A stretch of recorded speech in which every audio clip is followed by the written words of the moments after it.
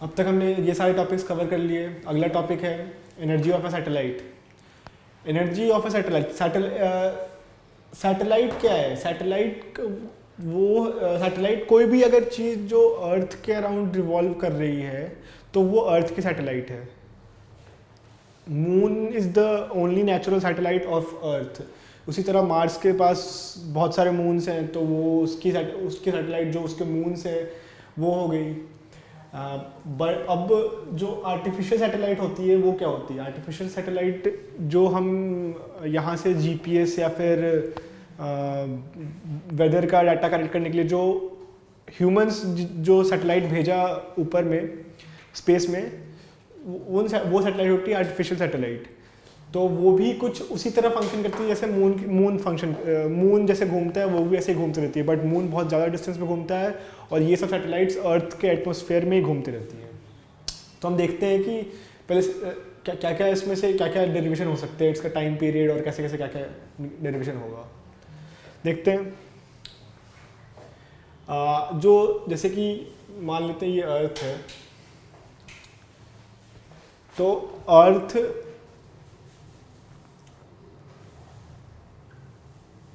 This radius R E मान लेते हैं और सैटेलाइट जो है that is a distance h, that is at height h from earth, sorry h height पे है ये, ठीक है। तो जो सेंट्रिपिटल फोर्स लग रहा होगा ये घूम रहा है इसके चारों तरफ विथ एन वेलोसिटी v, ठीक है। तो जो सेंट्रिपिटल फोर्स होगा वो हो जाएगा mv² upon R E plus H, ये हो जाएगी। और जो ग्रेविटेशनल फोर्स लग रहा होगा उसके ऊपर जो सेंट्रिपिटल फोर्स को बैलेंस कर रहा होगा वो होगा G M E M upon R E plus H का होल स्क्वायर, ठीक है। अब जब देखते हैं मास का फ्री बॉडी डायग्राम आता है, ये घूम रहा है इस तरफ, इस पे सेंट्रिपिटल फोर्स जो इसका है इसको बाहर की तरफ जाना चाह रहा है mv² अपन r से, ये ग्रेविटेशन फोर्स उसको अंदर की तरफ खींच रहा है और ये अपने ऑर्बिट से हिल नहीं रहा, यानी कि वो दोनों फोर्स बैलेंस है। तो ये हम इस दोनों फोर्स को इक्वेट कर देंगे तो क्या आएगा mv² upon R E plus H is equal to G M E M R E plus H का होल स्क्वायर। m और m कैंसिल हो जाएगा, ये और ये कैंसिल हो जाएगा, तो v² इज इक्वल टू हो जाएगा G M E upon R E plus H, ये हो जाएगा v²। तो यहाँ से v कितना आ जाएगा, v is equal to under root G M E upon R E plus H, ये आ गया। अब हम अगर इससे एक चीज़ और प्रूफ करना चाहते हैं, जो केपलर ने जो लॉ दिया था कि टाइम पीरियड का square is directly proportional to the semi major axis, या ए क्यूब। अगर हम मान लेते हैं या सर्कुलर ऑर्बिट पे घूम रहा होगा, सर्किल क्या है, circle is an special case of N ellipse, तो सर्किल में रेडियस आ जाएगा ए की जगह। तो हम देखते हैं क्या आता है, इसको मिटा लेते हैं,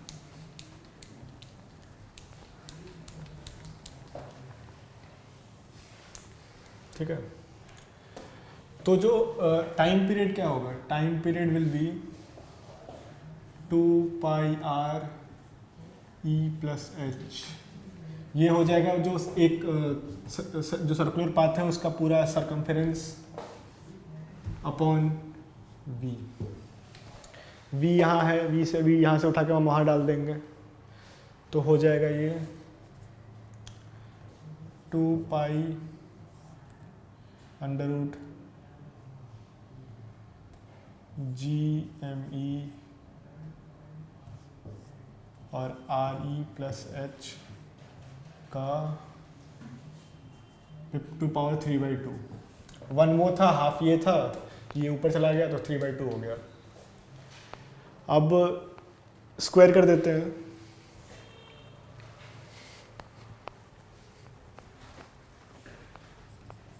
squaring both sides, 4π² upon GME is equal to into RE+H की क्यूब। हो गया यहाँ से केपलर लॉ प्रूफ कि जो टाइम पीरियड है, टाइम पीरियड का square is directly proportional to cube of semi major axis, circular case में radius. T square is directly proportional to A cube. Hence proved.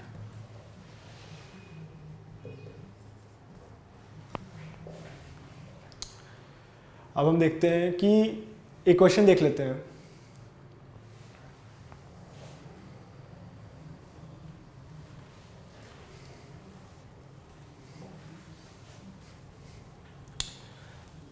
हम जो हमारे पास जो न्यूमेरिकल डाटा है अवेलेबल, उससे हम निकालने की कोशिश करेंगे कि क्या है अर्थ की मास। दो मेथड से हम ट्राई करने की कोशिश करेंगे। एक मेथड है कि सिर्फ फोर्स को इक्वेट करके कर दो, और दूसरा ये टाइम पीरियड वाले मेथड से। ठीक है, दोनों में मास का टर्म आ रहा है। पहला मेथड क्या है? F force is equal to G M upon R square. ठीक है, इस केस में mg है इक्वल टू mg है। अगर सरफेस ऑफ अर्थ पे है तो RE लिख लेते हैं इसको। ठीक है, m और m कैंसिल हो जाएगा, is equal to ME is equal to G into R square upon G into ये। ठीक है, हमारे पास रेडियस ऑफ अर्थ पता है हमें, G पता है हमें, कैपिटल G पता है, ग्रेविटेशनल कांस्टेंट। तो जो इस केस में जो मास ऑफ अर्थ निकल के आया, that came to be, radius of earth कितनी होती है? रेडियस ऑफ अर्थ ये है, उसकी वैल्यू ले देता हूँ मैं। Radius of earth is equal to 6.37 into 10⁶ metre, G 9.8 metre पर सेकेंड स्क्वायर। ठीक है, कैपिटल G पता ही है आपको। तो जो ME इस केस में निकल के आया वो that came to be 5.97 into 10⁻24 kg। ये आई मास की, अर्थ की मास इस केस से।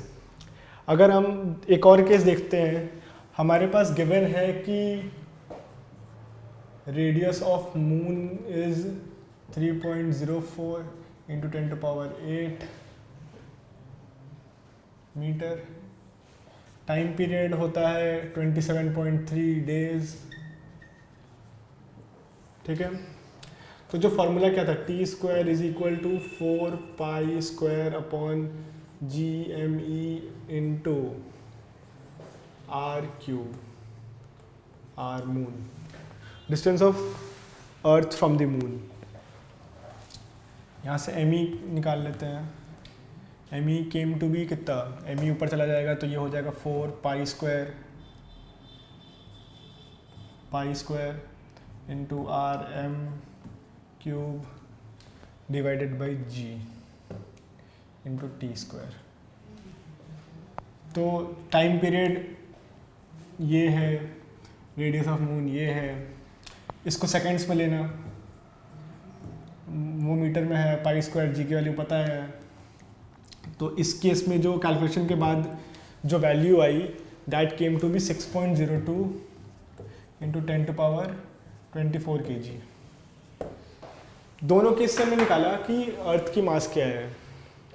इस केस में 5.97 इंटू 24 kg इसमें 6.02 इंटू 10⁻24 kg दोनों एकदम क्लोज आई, सिर्फ 1% का एरर है इसमें। दैट मीन्स कि अर्थ की मास अराउंड इतनी होगी, ठीक है। ये क्वेश्चन कर लिया हमने। अगला टॉपिक देखते हैं कि कौन सा टॉपिक कर लिया हमने अर्थ सैटेलाइट कर लिया। उसके बाद हम निकालेंगे, देखते हैं एनर्जी ऑफ अ सैटेलाइट।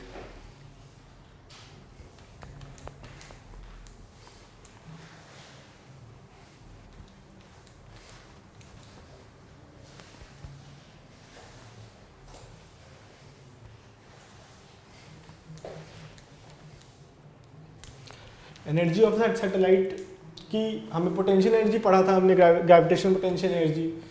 वो जो जिस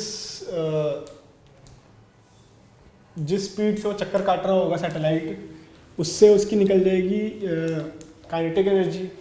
और टोटल एनर्जी क्या होता है? Total energy is equal to potential energy plus kinetic energy, ठीक है। टोटल एनर्जी ये होता है। तो पोटेंशियल एनर्जी क्या है? Minus G M E. पहले डायग्राम बना लेते हैं एक। ये अर्थ मान लेते हैं, या फिर ये मास एम मान लेते हैं, कैपिटल एम, ये स्मॉल एम है,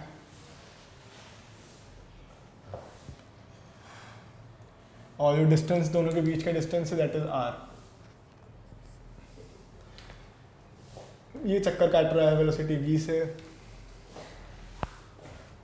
ऑर्बिट पे। तो पोटेंशियल एनर्जी इस केस में क्या है? माइनस जी एम ई नहीं लिखते हैं, एम लिखते हैं, सिर्फ कोई जनरल केस अज्यूम कर रहे हैं, हम अर्थ का केस अज्यूम नहीं कर रहे। M upon R. Potential energy क्या, काइनेटिक एनर्जी क्या है? Kinetic energy is equal to 1/2 mv²।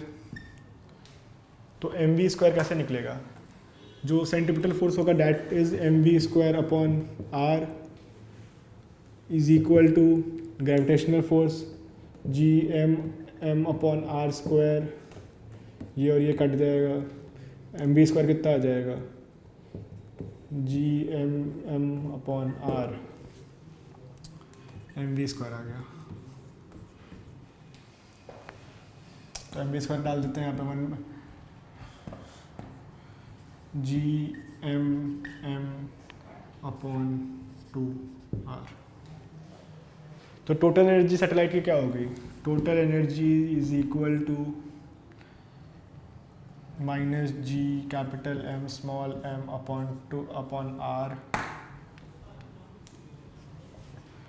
Plus G capital M small M upon 2r। Sum कर दिया दोनों को। Total energy is equal to minus G capital M small M upon 2r। तो हम देखते हैं कि टोटल एनर्जी आ गई minus G M into small m divided by 2r। Kinetic energy थी G capital M into small M upon 2r। और potential energy थी minus G capital M into small M upon R. तो जो total energy, इससे एक चीज़ और derive कर सकते हैं, सिर्फ एक direct formula. Total energy is equal to kinetic energy, total energy kinetic energy, negative of kinetic energy is equal to half into potential energy. ये एक अल्टीमेट कंक्लूजन ये निकलता है इससे। कोई भी एक पता है सीधा, ये अगर ये याद रहे तो सीधा निकल सकता है कि काइनेटिक एनर्जी पोटेंशियल एनर्जी क्या है। कोई इतना बड़ा चीज़ नहीं है, सिंपल डायरेक्ट भी निकाल सकते हम लोग, इतना डेराइव करके भी निकाल सकते हैं। 2 मिनट का डेरिवेशन है ये। तो इसके साथ ख़त्म होता है एनर्जी ऑफ ए सैटेलाइट।